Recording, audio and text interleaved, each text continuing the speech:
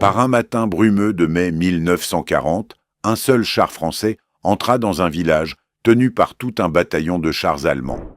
Les Allemands l'avaient vu venir. Ils étaient prêts. Leurs canons ouvrirent le feu de tous côtés. Les obus s'écrasèrent sur le blindage du char français et ricochèrent comme des cailloux lancés contre un mur. Les servants rechargèrent et tirèrent de nouveau.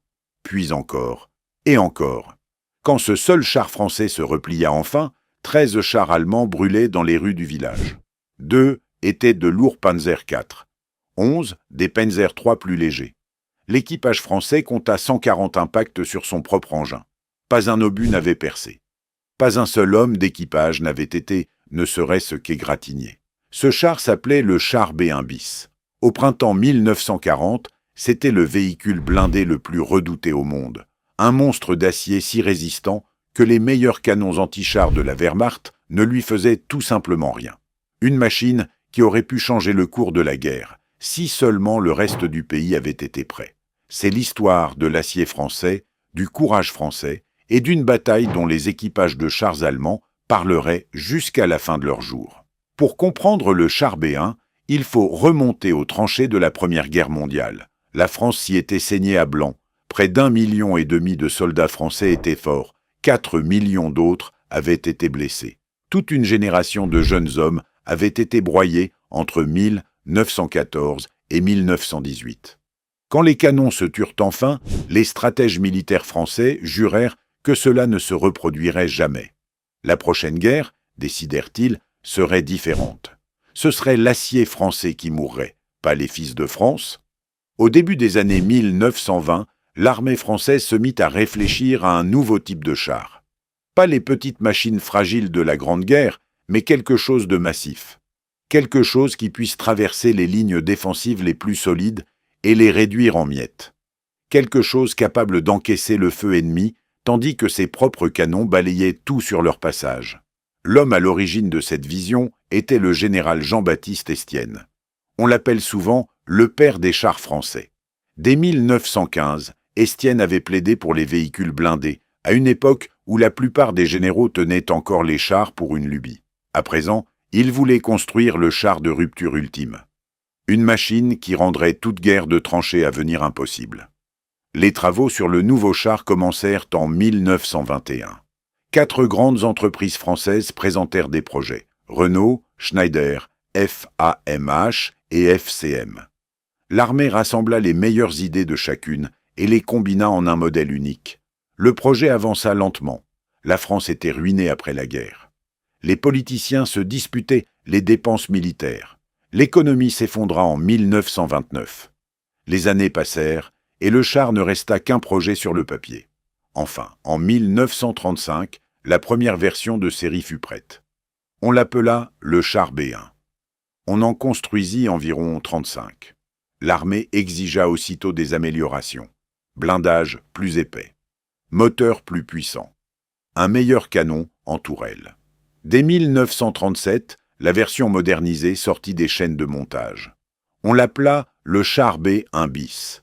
C'était le char qui allait terrifier les Allemands. À première vue, le char B1 bis n'avait rien de révolutionnaire. C'était une machine massive au flanc plat, bien plus haute que la plupart des chars de son époque. La caisse à elle seule culminait à près de 3 mètres. Le véhicule pesait environ 32 tonnes en ordre de combat, ce qui en faisait un engin plus lourd que presque tous les chars allemands alors en service. Les premiers Panzer III pesaient environ 20 tonnes. Les Panzer IV n'étaient que légèrement plus lourds. Mais ce n'était pas le poids qui faisait la singularité du B1 bis. L'important, c'était la façon dont on avait investi ce poids. Le blindage frontal atteignait 60 mm, les flancs 55 mm. Même l'arrière affichait 40 mm. Au regard des normes de 1940, ces chiffres étaient extraordinaires. Le Panzer III allemand n'avait alors que 30 mm de blindage frontal. Le canon anti-char allemand standard, le 37 mm PAC, égratignait à peine le B1 bis, quelle que soit la distance. Les équipages allemands surnommeraient plus tard cette petite pièce le heurtoir, parce que tirer sur un char lourd français avec ce canon revenait à toquer à une porte d'acier sans jamais obtenir de réponse. L'armement n'était pas moins impressionnant. La caisse recevait un obusier court de 75 mm, le même calibre qu'une pièce d'artillerie de campagne. De quoi réduire en miettes bunkers, nids de mitrailleuses et positions d'infanterie. La tourelle abritait un canon de 47 mm à haute vélocité. Une véritable arme anti-char, capable de percer n'importe quel char allemand du début de la guerre aux distances de combat usuelles. L'équipage comptait 4 hommes, un pilote, un radio, un chargeur et le chef de char. Et là apparaissait le premier écueil. Le chef de char a d'une tâche impossible. Il siégeait seul dans la petite tourelle monoplace. Il devait repérer les cibles, donner des ordres aux pilotes, communiquer par radio avec les autres chars, charger le canon de tourelle, le pointer et tirer. Tout seul, tout en même temps. Au combat, la charge de travail d'un chef de char de B, un bis, était inhumaine. Et ce n'était pas tout. Le gros canon de 75 mm en caisse n'avait aucun débattement latéral. Pour viser sur les côtés, il fallait que le pilote fasse pivoter tout le char. Les ingénieurs français mirent au point un système de direction hydraulique spécialement conçu pour rendre cela possible. C'était, à vrai dire, une véritable prouesse technique.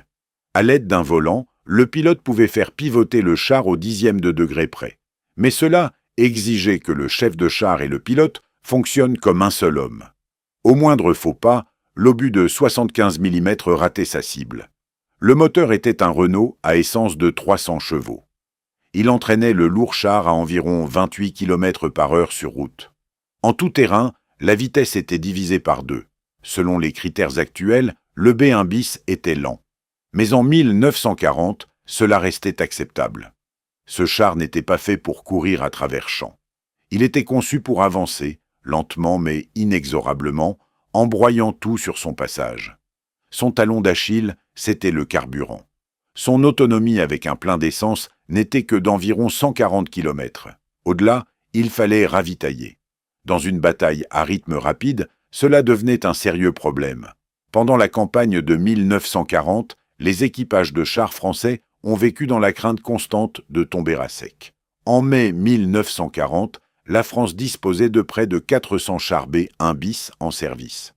Ils étaient regroupés au sein de divisions cuirassées spécialisées, chacune capable d'asséner un puissant coup de poing d'acier et de feu. Sur le papier, la France possédait plus de chars que l'Allemagne. Les chars français étaient généralement mieux blindés. Ils embarquaient aussi, le plus souvent, des canons de plus gros calibre. Alors pourquoi la France a-t-elle perdu? La réponse ne se trouve pas dans les chars. Elle tient à tout le reste. Les Allemands ont frappé le 10 mai 1940. Leur effort principal a traversé la forêt des Ardennes, un secteur que les Français tenaient pour infranchissable aux chars. Les panzers se sont engouffrés dans les brèches et ont foncé vers la Meuse. Ils l'ont franchi à Sedan le 13 mai. Le 15 mai, ils débouchaient déjà en rase campagne, derrière la principale ligne défensive française. Toute la stratégie française s'était effondrée en moins d'une semaine. Mais ça et là, les blindés français ont riposté. Et nulle part ils ne se sont battus plus durement qu'au petit village de Stonne. Stonne se trouvait sur une haute crête dominant la tête de pont de Sedan.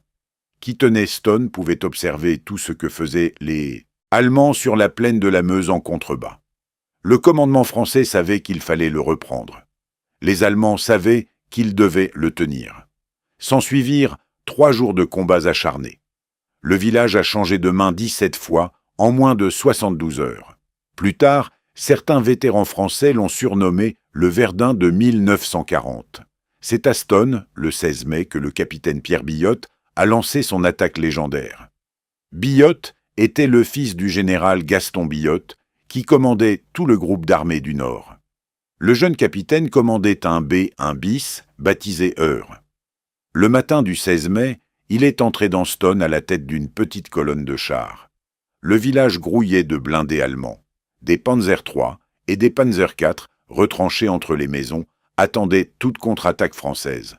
Billotte s'est engagé dans la rue principale en faisant feu. Le premier char allemand touché s'est embrasé, puis le deuxième, puis le troisième. Les Allemands ont riposté de toutes parts. L'obusier de 75 mm, en caisse de Billotte, a martelé tout véhicule devant lui. Le canon de 47 mm en tourelle à traiter les cibles sur les flancs. Le pilote menait le char d'une menace à l'autre, tandis que le chef de char chargeait, visait et tirait encore et encore. À la fin, 13 chars allemands étaient détruits. 2 étaient des Panzer IV, 11 des Panzer III. Plusieurs canons anti-chars avaient aussi été écrasés sous les chenilles du B1 bis. L'équipage de Billotte s'est replié du village avec son char toujours en état de marche, toujours combatif, prêt à en découdre. Plus tard, les mécaniciens ont inspecté Eure. Ils ont compté 140 impacts sur le blindage. Obus anti-chars, obus de chars, éclats de mortier, rafales de mitrailleuses. Pas un seul n'avait percé. L'équipage n'avait perdu aucun homme. Pendant quelques heures, ce matin-là, le capitaine Billotte et ses hommes avaient été intouchables. La nouvelle de l'attaque s'est répandue vite. Bientôt, chaque soldat français connaissait l'histoire. Et très vite, chaque équipage de chars allemands aussi. Dès lors, les équipages de Panzer ont abordé le char B1 bis avec une extrême prudence. Stone n'a pas été le seul endroit où le B1 bis a montré sa puissance. À Hannut et à Gembloux, en Belgique, les chars français ont tenu en respect des corps blindés allemands pendant des jours. À Flavion, le 15 mai, une unité blindée française s'est heurtée à la 7e Panzerdivision de Rommel. Les combats ont été âpres et confus. Les B1 bis ont encaissé le feu allemand sans broncher. Mais ils sont tombés à court de carburant. Beaucoup ont été abandonnés par leurs équipages lorsque l'essence est venue à manquer. C'était l'histoire récurrente de l'arme blindée française. Les machines étaient excellentes. Les équipages étaient courageux, mais les camions-citernes ne suivaient pas. Les radios étaient peu fiables, les transmissions de l'armée étaient chaotiques. Les ordres partaient par estafette à moto et arrivaient souvent trop tard. Des unités entières restaient sans instruction pendant des heures, voire des jours. Les Allemands, à l'inverse, avaient une radio dans chaque char. Ils disposaient d'un appui aérien à la demande. Ils avaient un plan clair et s'y tenaient. Les commandants allemands pouvaient réagir en quelques minutes. Les commandants français mettaient parfois toute une journée à donner un ordre. Au moment où les chars français se mirent en mouvement, les Allemands avaient déjà poussé plus avant. Il y avait un autre problème. Le char B1 bis avait un point faible crucial. Sur le flanc gauche de la caisse se trouvait une large grille d'admission d'air du moteur. Elle était protégée, mais un tir bien ajusté pouvait, à travers elle, mettre le moteur hors d'usage. Les canonniers allemands apprirent vite à viser cet endroit. Plusieurs B1 bis furent mis hors de combat de cette manière pendant la campagne. Malgré tout, les Allemands durent employer leurs plus grosses pièces pour s'occuper de ces chars. Le tape-porte standard de 37 mm ne servait à rien. Les Allemands commencèrent à faire venir leurs redoutés canons anti-aériens de 88 mm pour traiter les chars lourds français. Le 88 était la seule arme de l'arsenal allemand capable de détruire de façon fiable un bis de face. Mais le meilleur matériel ne rattrape pas une stratégie défaillante. À la fin mai, la percée allemande était achevée. Les forces françaises et britanniques du Nord furent coupées du reste de la France. L'armée britannique fut évacuée de Dunkerque entre le 26 mai et le 4 juin. L'armée française continua de se battre encore 2 semaines, mais la situation était désespérée. Beaucoup d'équipages de B1 bis se battirent jusqu'au bout. Ils tinrent des ponts, défendirent des villages et contre-attaquèrent des colonnes allemandes partout où ils le purent. Ils mirent hors de combat des centaines de chars allemands pendant la campagne. Mais pour chaque B1 bis perdu au combat, 2 autres étaient abandonnés faute d'essence. Les équipages vidaient les réservoirs, plaçaient des charges explosives et s'éloignaient de machines qui, quelques semaines plus tôt, faisaient la fierté de l'armée française. Le 22 juin 1940, la France signa un armistice avec l'Allemagne. La campagne était terminée. La France avait perdu en seulement 6 semaines. Ce fut l'une des défaites les plus stupéfiantes de l'histoire militaire moderne. Les Allemands n'avaient aucune intention de gaspiller du bon matériel. Ils capturèrent un grand nombre de chars B1 bis, souvent intacts, ou seulement légèrement endommagés.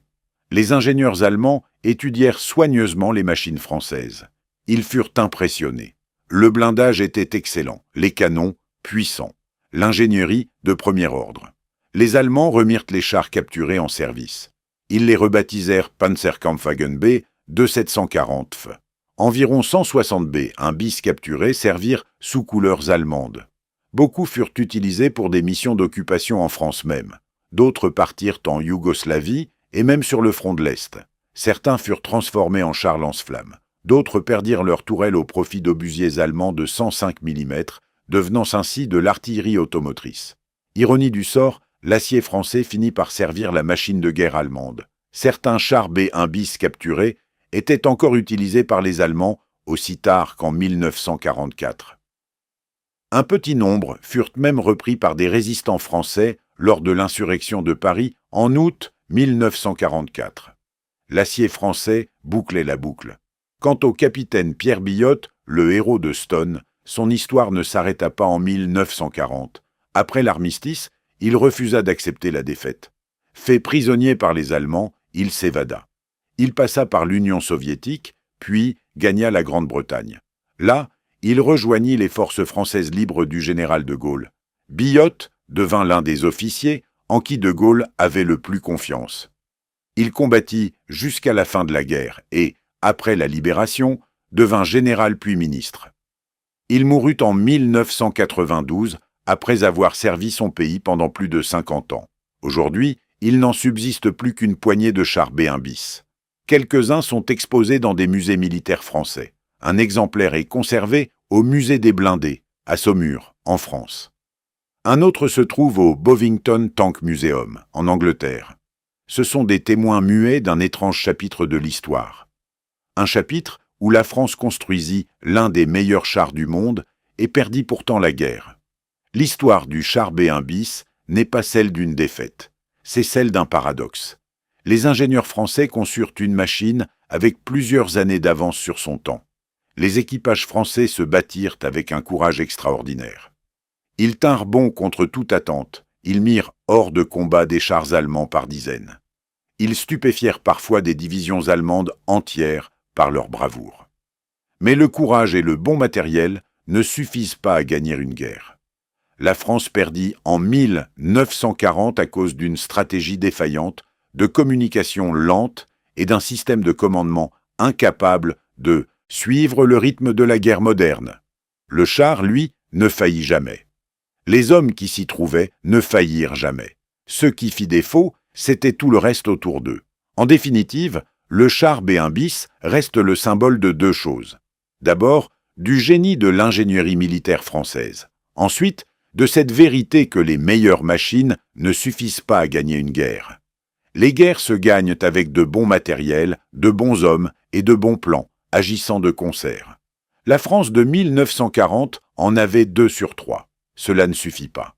Les Allemands qui survécurent à la campagne de 1940 n'oublièrent jamais le char B-1 bis.